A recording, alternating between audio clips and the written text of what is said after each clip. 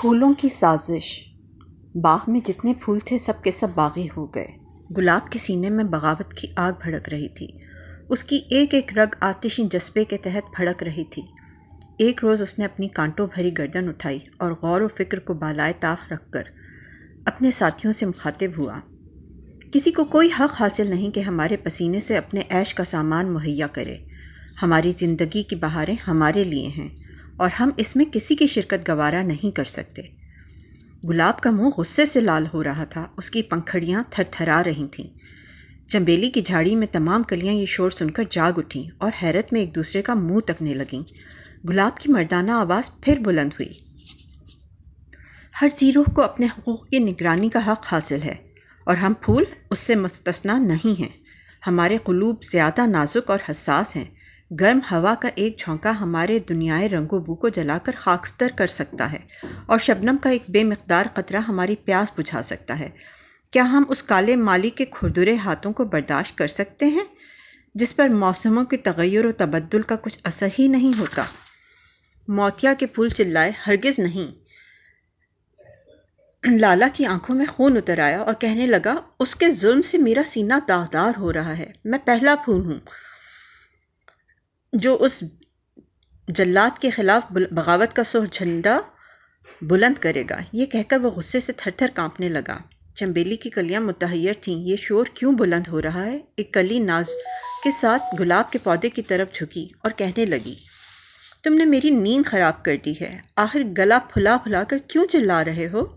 گلخیر، جو دور کھڑا گلاب کی قائدانہ تقریر پر غور کر رہا تھا، بولا، قطرہ قطرہ مل کر دریا بنتا ہے۔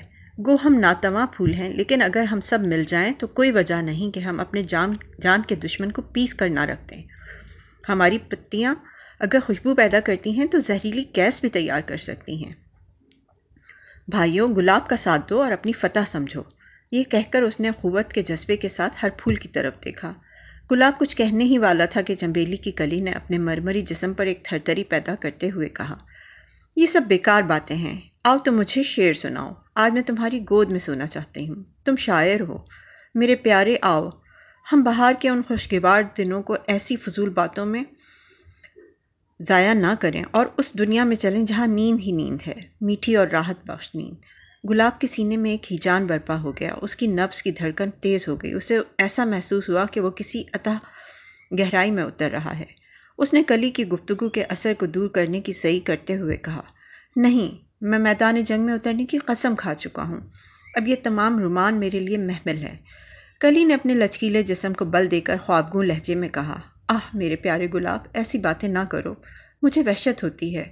چاندنی راتوں کا خیال کرو۔ جب میں اپنا لباس اتار کر اس نورانی فوارے کے نیچے نہاؤں گی تو تمہارے گالوں پر سرخی کا اتار چڑھاؤ مجھے کتنا پیارا معلوم ہوگا، اور تم میرے سیمی لب کس طرح دیوانہ وار چومو گے۔ چھوڑو ان فضول باتوں کو، میں تمہارے کاندھے پر سر رکھ کر سونا چاہتی ہوں۔